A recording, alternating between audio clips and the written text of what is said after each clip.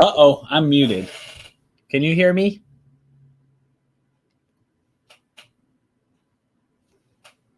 Can you hear me now? Oh, there you are. Somehow I got muted. All of a sudden, you said I'm muted, and all of a sudden my mute went. I said mute. I thought it was me. I'm like, oh, No. I can't hear you for some reason. Well, hi. Ah, how's it going? It's going good. We've got summer is making an official statement today here in Michigan. Oh, it's gonna bee slap everybody today hard. Yeah, it's going to be. Let's see. When I looked this morning over here, it's much cooler than projected. It's only going to be 97 degrees, feeling like 102. Originally, it was going to be 105 when I first looked a couple days ago. Look at y'all lollygagging around like it's 120 degrees. Ain't gonna be more than 114. Oh Yep. yeah, I ran So out and it's did going to be a warm one. yeah, I did an order this morning for one of my regulars, and driving back it was 77, and all of a sudden 78, then 82. It like literally just jumped within like 3 miles. So it's gonna be hot. You can feel it out there. It's humidity's up, sun's out, Yeah. and it's gonna be crazy. So hey, Kevin. I might be getting. Let's see. It looks like the signal's weak on this side again. They're having a meeting, so they must be eating up the bandwidth. They should know better. So I'm suddenly like frozen. Well, before we get into ad reads, I have not seen today's episode of Obi-Wan, so we won't be talking about that at all. But we will talk about last week's. So I'll be watching it. Here's what I'll say. The only thing I'll say is, this was good. I think episode 3 was still stronger just because the presence of Vader was so awesome. But you can see where they're taking it, and I feel like we're heading to a really good ending of this season. Good. So, yep, which will happen next Wednesday. So cool. So yeah, but yeah. So no spoilers on Kenobi for anyone. No, but we will talk last week's. Yes, but first, ad reads. Start with Loringer Family Chiropractic Center PC, located in Belleville, Michigan and Dexter, Michigan, and they take great pride in providing the finest chiropractic care to each and every patient. Offering on-site digital x-rays, massage therapy, orthotics by foot levelers, young living essential oils, aromatherapy, full line of vitamins, all in a family-oriented environment. Give it a call, 734-697-4244. You can visit them online at LoringerFamilyChiropractic.com. We also have a link at Odd Musings for you. And of course, here at the Book of Faces at Loringer Family Chiro. Right there, and you can check out some of the stuff they have available. You can send them a message or click the call now button to schedule a consultation. Got a lot of cool stuff going on over there. It's something that helps you stay well and healthy, like with allergies kicking my butt this last couple weeks here. It's definitely made me feel a little bit better and helps keep things flowing so I can keep the gunk out and try to stay as healthy as possible, because there's a lot of stuff going around, not just COVID. I'm hearing a lot of head cold stuff, flus. And of course, allergies are just really bad right now. So, yeah, allergy. I also, the allergies the last 2 weeks have been rough. I feel like it got a little better, but like Brett said, what you take will definitely matter. I'll give this little advice too. It works really well. They sell the saline sprays. It'll shoot like a jet of saline. It's like a little pressurized can. Do that in the morning and night, because it'll any allergens that got all the way up into your sinus cavity, it'll help clear them out, so that and it will be less severe as well. It's actually something I do every day and have for several years now. I buy a 3-pack like at Costco. Yep. And it's the Arm & Hammer brand. And that's what I use. Yep, I'll tell you, it's when I started doing that, it made a big difference. I know Kevin does a thing called a neti pot. Yep, and that helps Same too. thing. Yep. So I do mine in the shower in the morning, get it nice and hot, and try to clear out all the gunk. Yeah, and that helps out with allergies, helps out when you're not feeling good, things like that. So also in the winter time, with all the furnaces drying out the air, it's good to do because it moisturizes your sinus cavity on the insides. And sometimes you'll get bloody nose in the winter and stuff, because of how dry it is. That'll help keep, and having it moist in there will help keep you from getting sick too, because if it gets dried out, you can get cracks in the lining, and that's where germs and other things can penetrate. So, stay healthy, my friend. Always trying to. There's so much stuff going around. So, and once again, somehow the sun maneuvers. I'm going to show you. So we have these paper blinds up, right? Yeah. But somehow look at what is it? Like 99% of the window is covered, but somehow the sun always comes like right through the crack. It's like crazy. It's like this is like, I see you. Or sometimes I'll use Jill's computer and somehow it's going through that crack. It's like I'll just go over here. Right. That's what it's doing. It's crazy. Like, hey, Scott. It's like, oh, you're going on the computer. Let me move so it's right in your eyeball. Yeah. But but another great sponsor of ours is Team Titans Real Estate. Why? Because you matter. That's right. Even though we utilize the latest in social media, technology, and all their fun stuff, we never forget at the core it's a people business, and that's what we always do. We never forget that. We put you first above and everything else. It's crazy how much people don't want to interact with other people. And that applies to a lot of real estate agents too. So many people will just, they'll just let their clients go off on their own and let us do the babysitting. So what am I talking about? I'm talking about open houses. It's an important part of the home selling process. When you're interviewing agents, there will be a good number of them that will tell you open houses don't work. They're not needed. And the real reason is they just don't want to do it themselves. And then if they do them, they often just refer it to some low-level person in the company who is brand new, has no idea what they're doing. They've never seen your house, and they don't know how to sell your house. We don't do that. We represent our own clients in our own open houses. And we really do make it an event. In fact, today at our company meeting here, they have me and Jill speaking about how we do our open houses because they really like how well we do our open houses. We really try to sell your house. We don't just use it as an opportunity to get leads to find other houses for them. The house we just listed recently, we found the buyer for that one, and we're double dipping, as it's called in the industry, where we are representing both the buyer and the seller. So we really make an effort of selling your house. One of the ways we do that is we treat each person who comes through as a serious potential buyer. Even if it's a neighbor or whatever, they may know somebody who wants to move into the neighborhood. So we walk them through as a private tour, and we give all the selling points of the house. We help sell the vision of what the house could be. So if you have a certain room that could work well as a different type of room, we'll bring that up to the people if they seem like somebody who wants to do upgrades to the house. So that's what we do. We really try to sell the vision of what the house could be for that buyer. And to do that, we got to get to know that buyer as well. So we talk to them as we go through the house and learn what it is they are looking for. So if you want realtors who really put you first and really treat the sale of your home the same as we would our own, give us a call. Jill Webler and I, we're at 586-232-5144, or up on the screen is our website, teamtitansofrealestate.com, or last but not least on Facebook, Team Titans RE is where you can find us there. All right. So I was pulling up real quick. We got some friends that have got a Kickstarter going on, some really cool enamel pins. So I'm going to share that real quick. T-minus 24. They've been friends of the show for years, and a lot of times we were wearing their shirts. I'm not wearing one now because I'm wearing my Eastern Michigan shirt today. Yay! But right here they're at $964. They're trying to get $1,500 as a goal. Yep. They have 17 days to go. Here's a bunch of the pins available. They have sets. You can buy some individual. They have a great selection there. That's a lot of pins for an opening pin set. Well, actually, here's the thing, and I haven't talked to them about this, so hopefully they can change something. Yes, Jen, go Hurons. Yes, I was a Huron. You can either get the Harry Potter set, you can get the travel set, or you can get the Star Wars set, but then they're all done individually, but they didn't do add-ons to add individual pins or anything like that. So when you're choosing, you can only have a set to choose from. I don't know if they realize that. I haven't had a chance to message them. So that's right. I keep forgetting it's Sue McBride, who's hiding under the name Jen Korlewski. But yeah, so the pins are awesome. They're all based on shirts and decals they already have. So you can actually add on the corresponding shirts. Yeah, they look great, and they're using the same company that we use for the Poe pins. Mm-hmm. So if you've supported our Kickstarter that Kevin did for the Poe pins, you'll see what kind of quality there are. We're also going to be using them for a Crimson Shadows pin set as well that will be coming.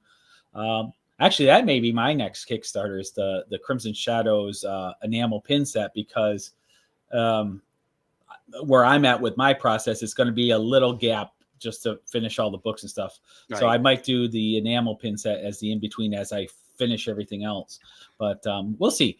But yeah, they look great. They did a great job on these, and I'm also a backer as well as Brett. Yep, I went for, of course, the Harry Potter set. So Yep. I don't remember what set I got.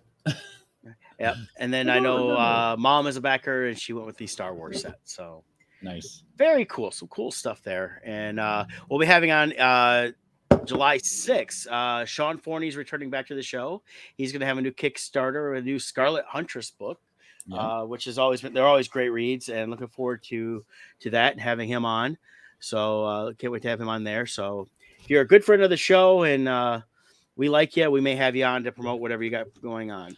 Well, if you're not a good friend of the show, if you're not a good friend of the show, you have to pay us. Not to mention, we have a good friend joining us next week on the show. Yeah, well, it's a friend of a friend, sort of. It's Sue McBride, who's been chiming in here. She's going to have Jen's going to join us from their business. Sorry, my allergy cough is still kicking me. What's the name of that business? Referee, something referee. Salvage? Yeah. Sue, if you're still listening, please post in the comments what the name is. Yeah, put the link in the comments, and so people can kind of get a preview of the company. Yep. But yeah, we'll be talking next week about their great company along with real estate. Yeah, and how they kind of go hand in hand, because I think that's the thing we talked about before. This is, Scott's mentioned things like different things people do when they're trying to sell the home, things you do if you buy the home, and it's not being in real estate for Scott and them. It's not just about let's just sell you the home and that's it. So they're trying to get the full service, and sometimes offering other companies as, hey, we know these people here. There it is, waterdamagemichigan.com, restoration referee. And heck, I've been hearing, we got downpours the other night, and I know there's people that got flooded. So if you got collectibles, things like that, and being that we're both collectible fans, you might want to be here this next week. I'll be traveling, so that's why I won't be on next Wednesday, but I'll be back the following week. So it should be a good time. Good times, indeed. Yeah. Here's I'll just share it real quick, the website, just so people can see what it looks like. But visit the link if you need it between now and next week. Check them out, and they can take care of your needs. Let's see. They're also hiring. So there you go. Look, so if you have anybody who's looking for a summer job, that'd be a great place to go. But mold remediation, water damage, they got this would be for wintertime, ice dam damage. So they cover pretty much everything. Fires, they have it all. Very cool. Check them out. Yeah, it should be exciting to kind of learn a little bit about their business and that. And of course, dealing with homes, that's what Scott does. So, indeed. Yeah. So I did watch last week. The Ms. Marvel started on Disney Plus. I know you weren't too excited. It was okay. Yeah. It's an origin story, and it's definitely aimed at teen girls, especially. So it was okay. I'll probably watch it here and there, and as it goes on. It's something I won't like. I haven't watched it yet today. If I don't get a chance to watch it this week, I'll watch it. I'll catch up in a couple weeks. Yeah. So. For me personally, here's my thing with it. I just don't care about the Marvel, the Captain Marvel, Ms. Marvel. I think Brie Larson did a crappy job. And I think the proof is originally she was planned to take over the helm of the Marvel universe, replace Chris Evans, and Captain Marvel was going to become the new kind of flagship of it, and that hasn't happened. They do have the Marvels coming out, but she's definitely, really, I think Thor is the leader now as far as Marvel products, but she just did a crappy job, and I didn't like her attitude. This whole Ms. Marvel thing, I will say the actress herself, watching interviews with her, I've really enjoyed that, but I just don't care. The problem is Marvel created such a masterpiece for 12 years where they did the 23 movies or whatever, doing all these phases, where even the movies or product that I didn't care as much about, I still wanted to see because I knew it was contributing to the larger story. But now this recent phase seems so disjointed. They don't seem like they're really, even the TV shows, like they Feige keeps saying, oh no, it's because of this that this is happening. But the reality is, if you didn't watch the other stuff, you didn't need to. So I'm now at the point with Marvel where it's like, well, if I really don't want to see it, I'm just going to skip it because it's not contributing to some grander thing. So that's where I'm at. Yeah, and that's the thing. It's hard to say, either way on all this stuff. But I think they don't know what they want to do because they built so much towards the Thanos stuff. Well, I think they're trying. It's just the problem is they're going with the woke crap. That's where I think Eternals blew up in their face. That was their new plan, I think. And I think that blew up in their face and they had to make adjustments.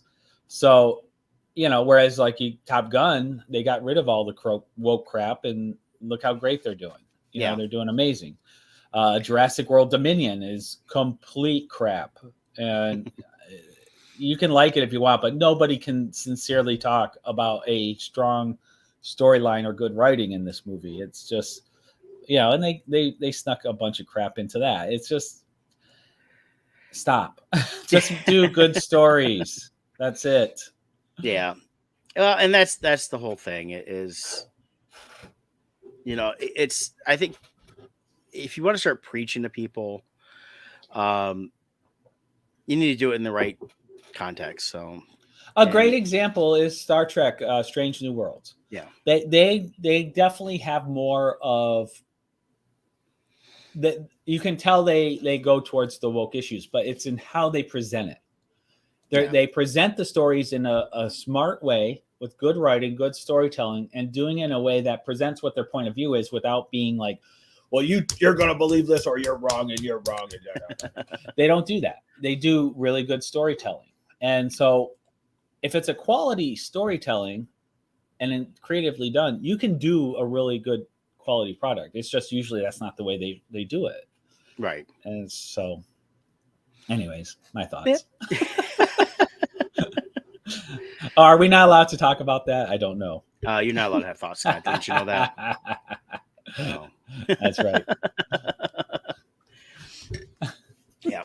So you kind of mentioned Jurassic World. Yeah. I do not have any plans to see it. I personally, the second Jurassic World, Fallen Kingdom, I was enjoying the first half, and then the second half of the movie was just complete garbage in my opinion. So I lost all the desire to see any more Jurassic World movies.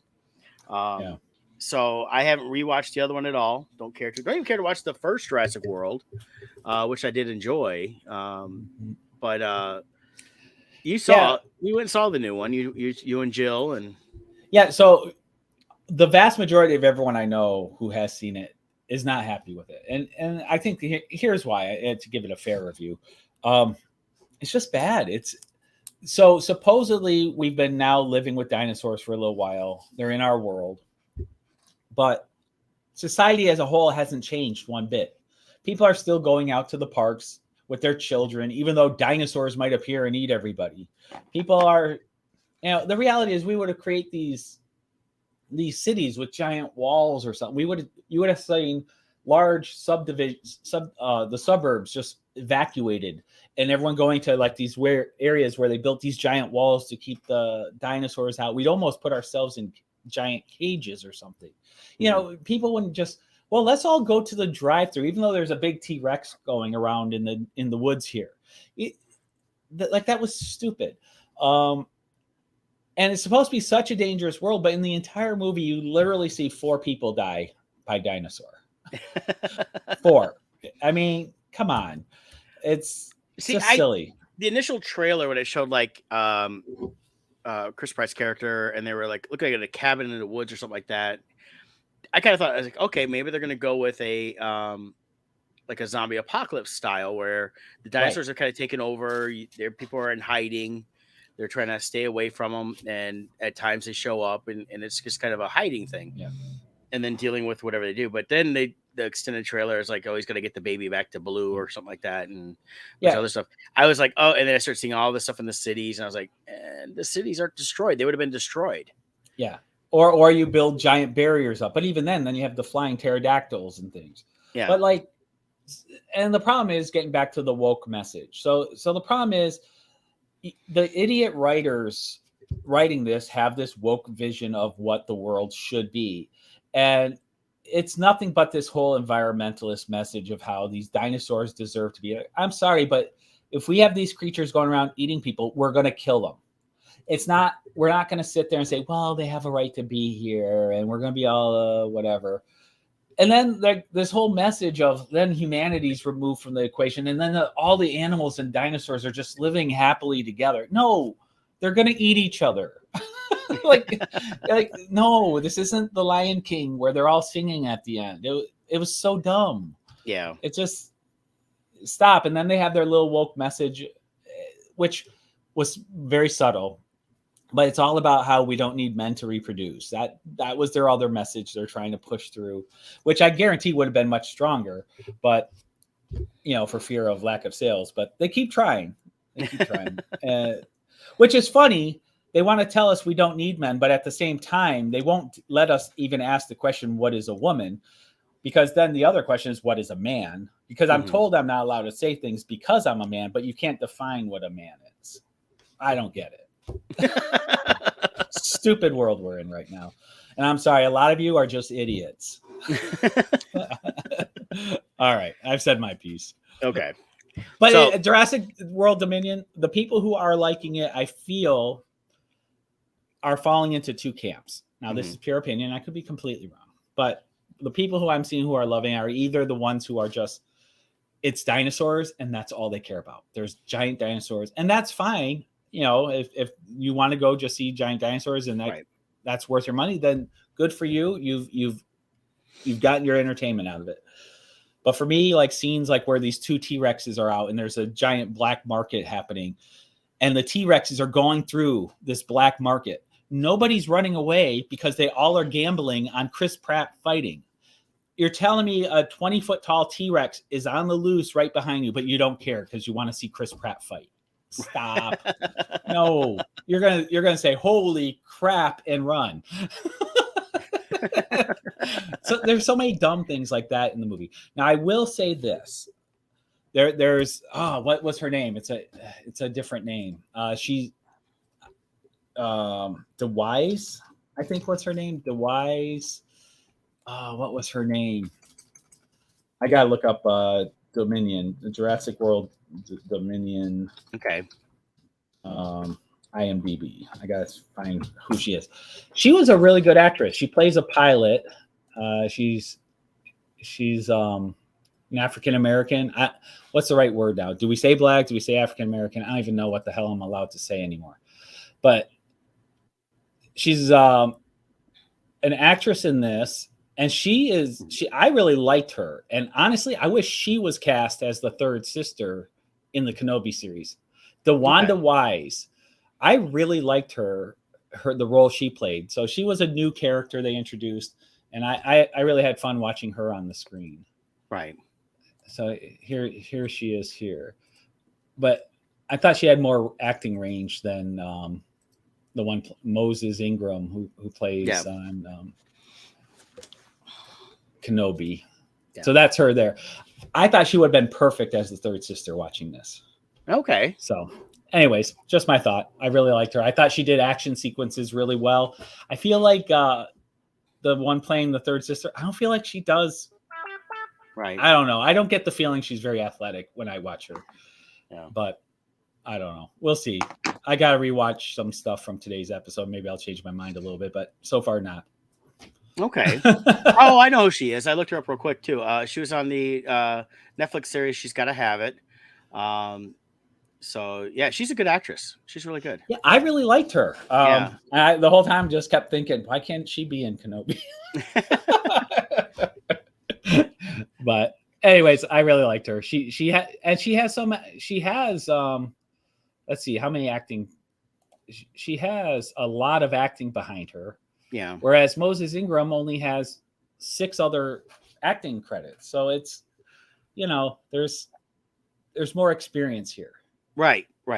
So her acting comes across more natural. Whereas I feel Moses Ingram, I think she'll be a good actress down the road. I just don't think she's ready to be the one carrying the franchise. Well, we'll talk about the episode from last week, but there's a scene where she's running after Kenobi, and the way she was running, it felt very awkward. And at this point, she should be a well-trained and a little more fit. It feels. I don't think she's fit for action roles. Yeah.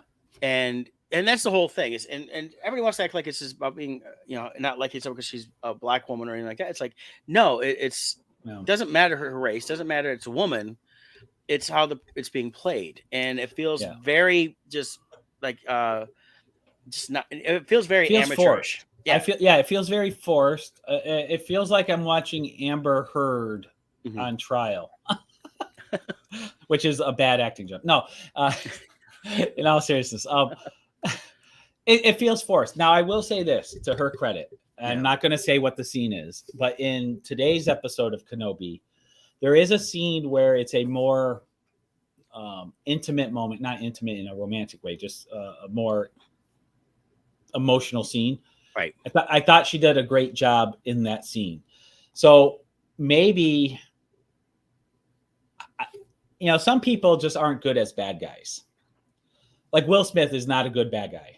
Yeah. He's got too much charm and charisma, not counting what his take away the last 6 months. He's a good guy. He's not a good bad guy. Right. And maybe she'll be really good as a good guy if our theory that we said at the beginning of all this, when Kenobi started, is that she'll be turned at some point from the dark to the good side. Right. And so a particular scene that I felt her acting was really good, and maybe she'll pull off a good guy really well. But I'm not crazy about her as a bad guy. It feels too forced. She doesn't seem scary. It felt very awkward the whole time, and and that's kind of the way I felt, especially this last week's episode. I guess we'll talk a little bit about that now. Episode 4. I thought this was a cool episode with the fact that they're still exploring a different part of the Star Wars where we've not seen, which is we've seen a little bit of Mustafar from Revenge of the Sith and that, but we know that Vader's castle's on the Mustafar system. So, but they find out there's basically it's a fortress for the Inquisitors, and it's on a moon. It's on the moon. It's on Nor. It's a moon in the Mustafar system. So of course, that's where they've taken Leia, and Obi-Wan, having at the beginning, of course, has been hurt from the fight with Vader. So they put him in the back of the tank, and he has some flashback stuff and dealing with the fight then, and that's, of course, he takes it when he kind of wakes up, takes himself out. He's not fully healed, but he knows he has to go and find Leia. So this whole episode was the they should have had Liam Neeson alive in this one, because if they hadn't killed Qui-Gon, because he has a particular set of skills since she was taken. Indeed. And he'd be like, Obi-Wan, I have a particular set of skills. So regarding this chapter 4, they're calling it chapters because when you call it episodes, we have an episode 4 of Star Wars. So I've noticed they call them chapters on Disney Plus, but there's people criticizing the Kenobi. Our voices are deeper today. We just sound like two different dudes. Maybe it's probably our allergies. Yeah, I know mine is. Mine's been just like that. So, it's two different dudes. Yeah. No. Like, so there are some. Let me talk about my friend Andy Dufresne. When he was on Mustafar, he crawled through 500 yards of lava. All right, so go back. So go there is some legitimate criticisms of the series that people are making. Now, I will preface this with, I am thoroughly enjoying this series. However, I do recognize the weaknesses as well, and I think there's some true. There's some basis to the criticism. So this episode was a perfect example of where the Kenobi series is not helping itself. So they sneak into this whole Inquisitor base and stuff. And the scene where she is secretly talking into her comlink, helping Obi-Wan break in. But she's in a room where all these Imperial officers are sitting right next to her. Like there's nothing fishy about this person going like this. And they even have the one look over at her. It's like, come on, give it at least an empty room then, so it would make sense that nobody, it just. And then she kills this guy or stuns him, whatever she does, right with everybody sitting there, and it's like, come on, it's just lame. And so you really have to do, there are certain scenes, just like the chase scene with Leia on Alderaan, where it's so obvious the actors are purposely running into tree branches to slow themselves down. It's like, come on, choreograph the scene better. You're not helping. I want to support the show, and I am supporting the show, but I can't argue against the criticism when you do that badly. Well, and that is the thing. It's like as much as a Star Wars fan as you and I both are, and people say, "Oh, I don't know how you can watch some of this." I mean, granted, episode 8, I just can't watch it anymore. It really was bad, but it didn't feel Star Wars at all. But when people complain about the prequels, like, well, you know everything, and then they do this, and then Jar Jar Binks is the one that. Those are some weaknesses, but the overall story of it, I could enjoy. Yeah. And that's the thing. And but definitely, and same thing with Kenobi. I'm loving Kenobi. There's little things here and there that I'm just like, okay, this is, and when she's doing that, a couple of those things like, okay, why is she just, right in front of everybody? It's like, no, she shouldn't be communicating with them. It should be like, I'll do this is where you're supposed to be. Here's the plan. So, well, and there was no reason to have a room full of Imperial officers there. So just have one there that she ends up knocking out, and then she has an empty room. Then that scene wouldn't have been bad. It would have actually worked. It would have fit. But for some reason, they had to make it ridiculous. That's the part I didn't understand. But now I do like the actress. It's Indira Varma. I've known her for over Game the years. Of Thrones? Game of Thrones. She's in Rome. A bunch of other series. She's been around for about 25 years acting. Starting off with just video game work too, stuff like that too. But I've seen her around. She's a good actress. I like her. She's a very good actress. She plays when she has to play the Imperial side good. She's good as a secret rebel. She would have been great as a third sister because but in the sense that she's really good at playing good guys and bad guys. She can do both. She has the full range. She can play, like in Game of Thrones. She was ruthless in Game of Thrones. Yeah. In this one, when she talks about her past with the rebellion and stuff, you can see she does a great job of creating empathy and emotion. So she can do both ranges. Yes. And she's a really good, talented actress. So. Yeah. And I really like her. And she's actually a character that I'm hoping makes it through the end of the series. And they could even maybe do something with it down the road or something else where they continue in this kind of this mid prequel era of Star Wars. It's like after the prequels, but before the original trilogy. So we were also introduced to some new people in this episode too. We find this like the beginning of a rebel base on the planet Jabin. Yep. Now I'm wondering if these characters we were introduced to will this base be in the Andor series, or these characters be in the Andor series? Yeah. So the one of the characters, though, I don't know if you know or not, is the son of the rapper Ice Cube. Yeah, I was going to say that. O'Shea Jackson Jr., good actor. He played his dad in the NWA movie. Oh, did he? Yeah. Did a fantastic job. I mean, it's one thing to say, "Oh, okay, I can be like my dad." I can act like Ice Cube and all that stuff. But to actually pull it off the way the Straight Outta Compton movie was really good in terms of the acting, the way they portray the character, the actual people in that. We have a special announcement. Okay. Jill Webler is in the house. She's here for that meeting we talked about where we're going to be doing a presentation on our open house techniques for other agents to learn. Very cool. So had to get my better half in here for that, though. Stress better. Yeah. So, I know I like O'Shea Jackson a lot. He's a good actor. Growing up with your dad being one of the premier, rappers, icon rapper, everything else, he came into the acting side. And he's been around for a while acting. Mm-hmm. He's besides Straight Outta Compton, that was one of his earliest roles. He did a couple things before that, but he was in Godzilla King of Monsters. He played the Chief Warrant Officer Barnes.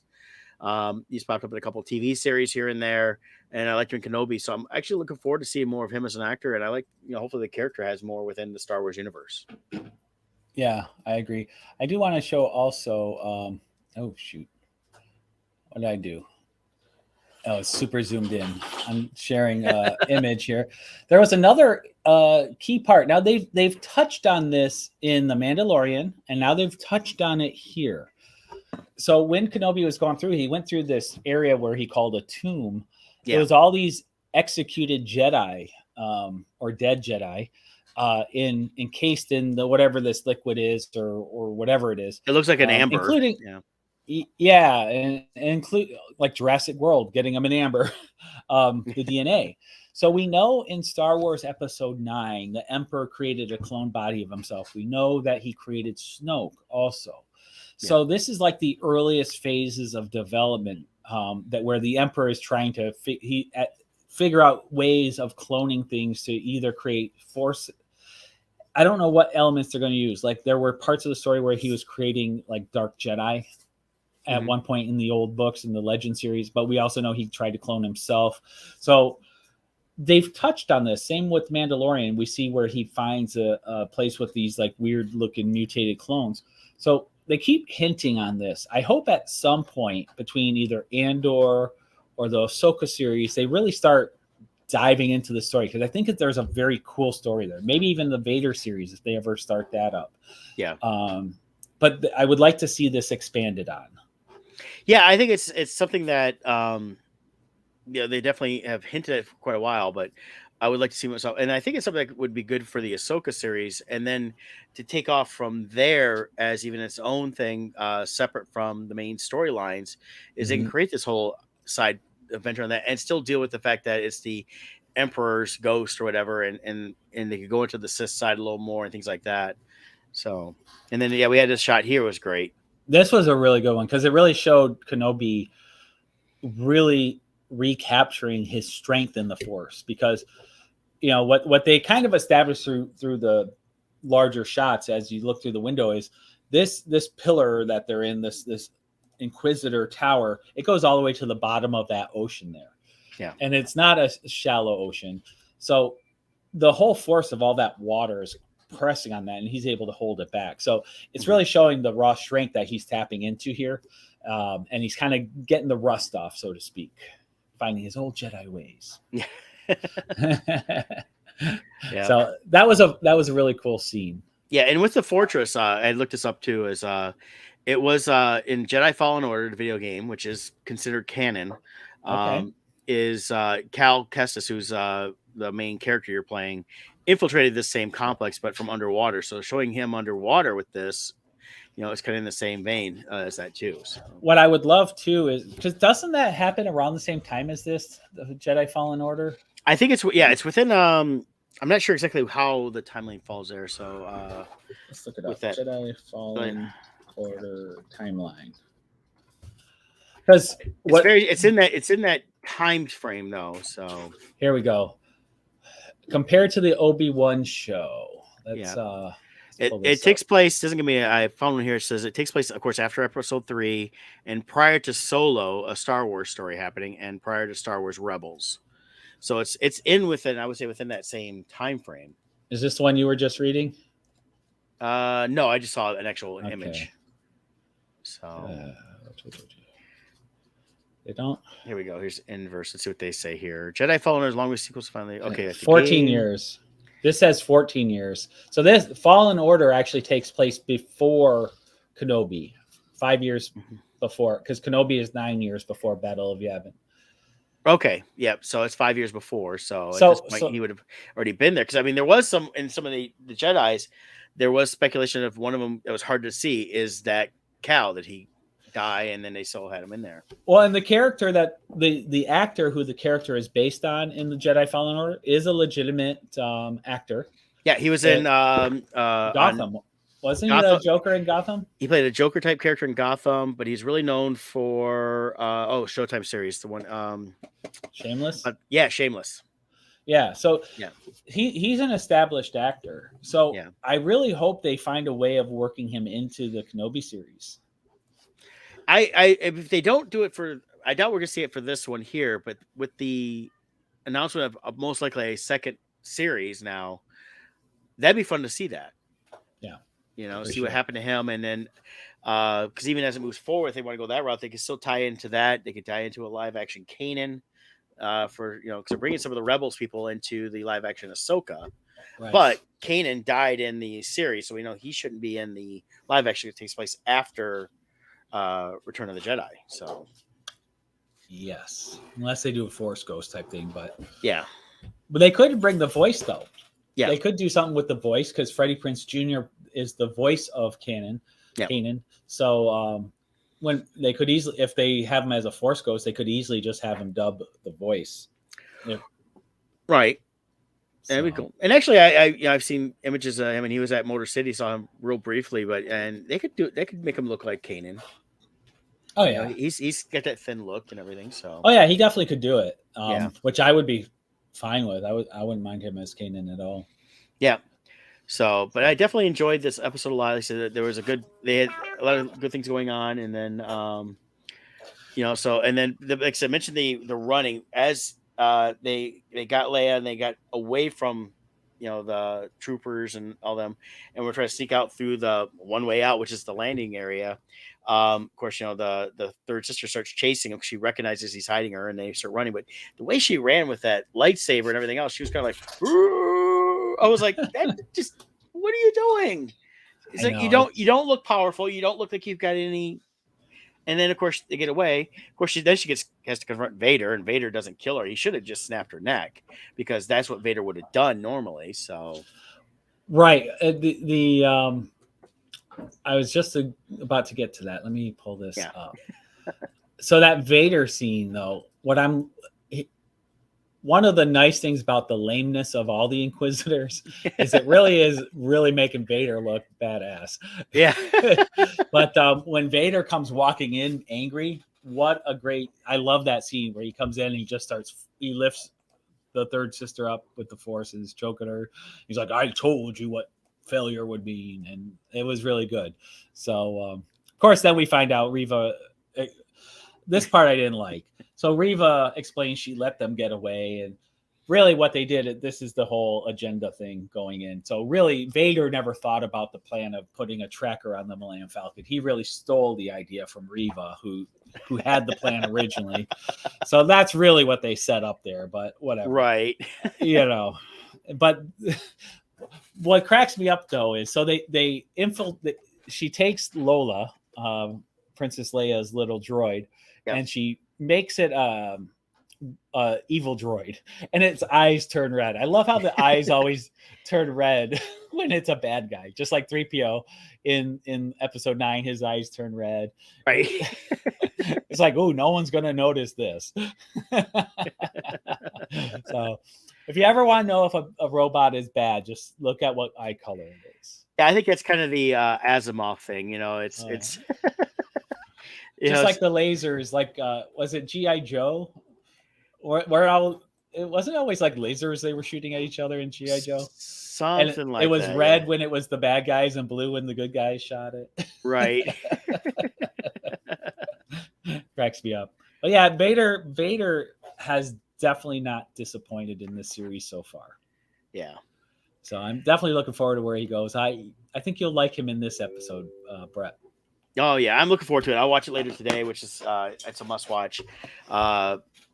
We'll see next Wednesday. I may not watch it till like later in the evening after I get home from flying and that, but I'm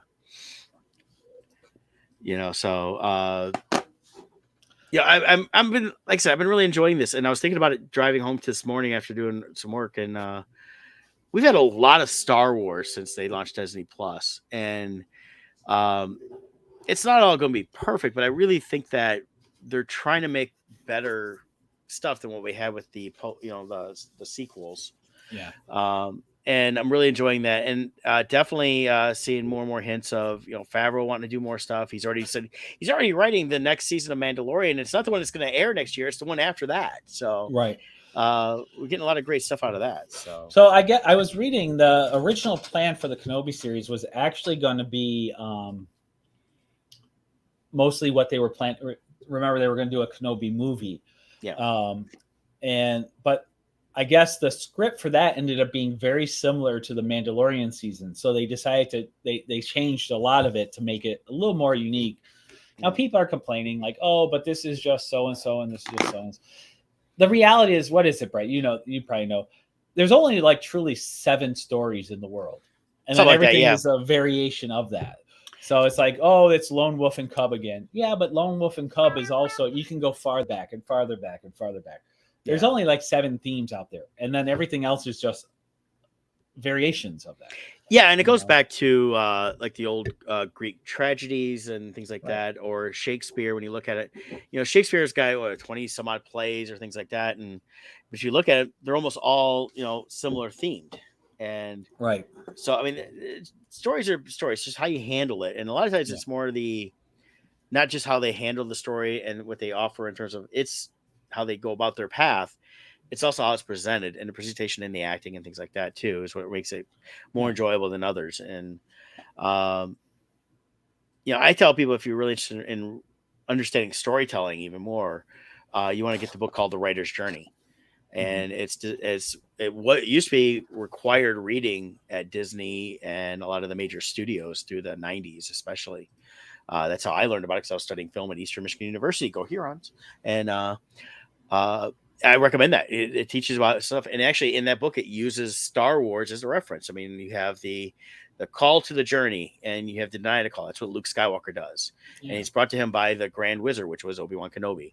So I mean, it's things like that. So it talks about these basic storytelling elements, and when people try to reinvent the wheel per se when it comes to storytelling, they try to mix several different things together, and that's when they usually fail, because they're not mixing them correctly, not trying to tell a proper story. So that's something I recommend, is reading that to understand storytelling and writing stories. So I don't know if you saw my proposal to Lucasfilm for season 2 of Kenobi. So this is a stand someone has a photo of. I don't know if it's photoshopped or not, but it's brilliant. It's called Obi-Wan Pierogi. And so my proposal for season 2 is, after returning from saving Princess Leia, Obi-Wan finds out he was fired from his meatpacking job. So he has to turn to entrepreneurship. He opens up an Obi-Wan pierogi stand on Tatooine.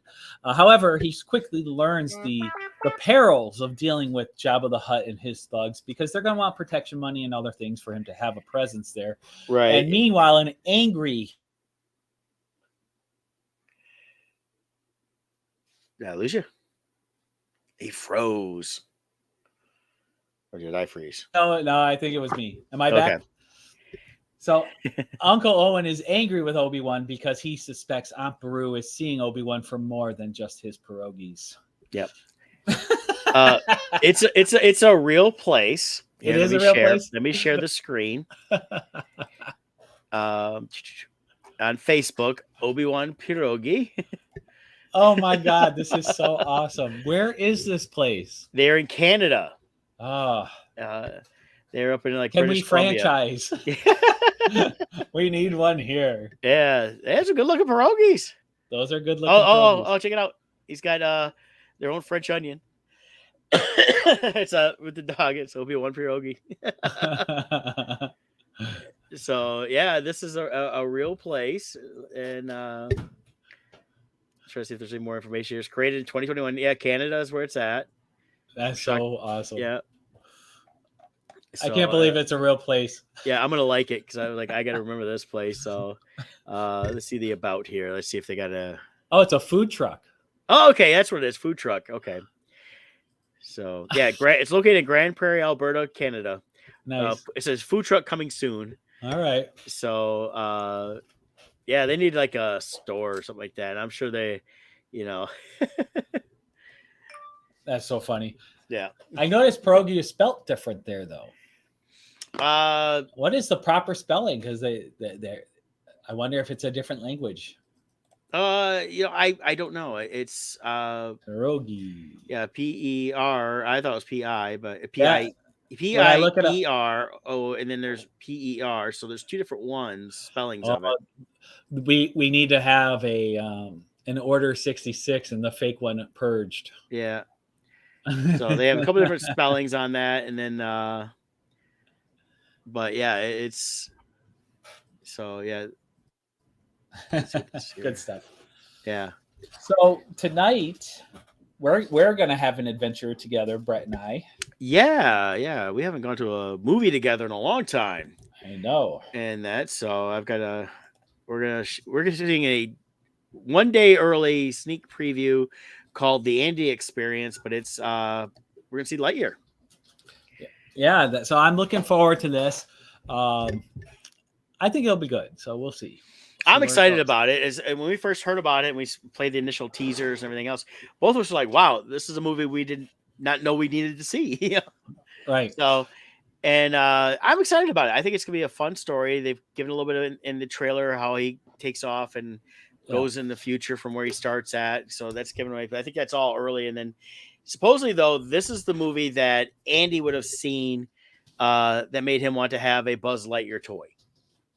So, is that what it is? Yeah, that's kind of the reason I think they're doing the Lightyear or the Andy Experience Lightyear premiere. So we're gonna get there. It starts at 6 tonight for us, so we'll be there before that.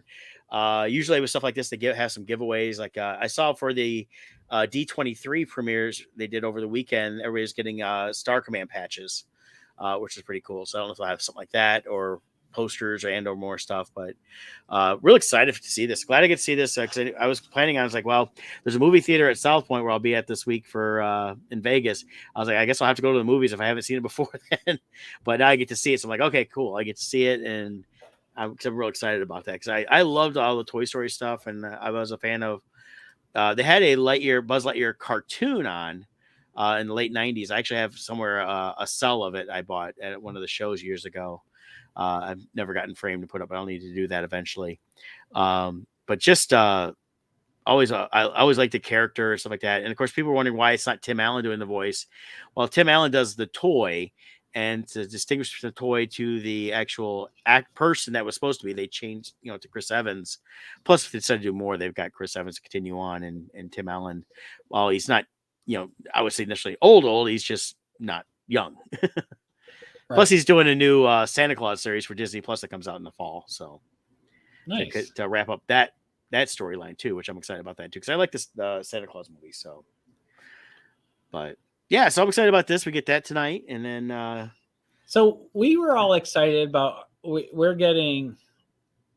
So we got early movie tickets for Thor: Love and Thunder. Yeah. So this awesome woman right here got the early tickets, but what's the official release date of Thor? Is it July 8th? Yeah, July 8th, but July 7th is the Thursday night, preview night. But I have July 22nd on the thing for the official day. I wonder if they moved it up or something. Yeah, they did. They changed it a while back. So yeah, because I've got tickets. So it's not as early as we thought. We're 1 day early. We thought we were like 2 weeks early. We thought we were like. Well, I didn't see them doing like an exclusive screening. They used to do these exclusive screenings where you got like a coin or something like that with the Avengers movies and that. I did that for Thor Ragnarok, and that. So I haven't seen where they're doing anything like what we're seeing tonight, where it's like definitely an early. I did that with Top Gun. Yeah. Top Gun I saw 2 days early on a Tuesday versus the Thursday, and I didn't know about that till you told me. So I checked on the Thor one, but yeah, I'm going that Thursday night as well. I've got, cool. I'm seeing it at the Imagine Canton IMAX. In fact, I got tickets today, and they were almost sold out. But I didn't get in that front section, but I like the front row of the section that starts going up, so I'll still be able to see the screen. That's how I saw Spider-Man. I saw Top Gun the first time, so I can see everything just fine. And IMAX, it's big widescreen, so I'm excited about that, and I cannot wait because Thor just looks so good. That looks great. I'm definitely looking forward to that and seeing where it goes. So yeah, cool. Any other things to cover today before we get off the air? I don't think so this week. Have a great show next week. Join in next week. This is going to be a fun show. We're not talking about movies. Scott's going to be talking a little real estate, but also talking with Jen from Restoration Referee. Appreciate our super fan, Sue McBride, for hooking us up with her to talk about their business. And it's a local Michigan business to us here. So definitely excited about that. And I'll definitely check into it later after I get home to see how it aired and what they talked about, because I think it's some great information, and that's why we call it on Musings, so we can bounce around topics and not just talk movies. So that's right. So hey, I will see you all in a couple weeks. So, all right, take care. Have a good one. Bye. Bye.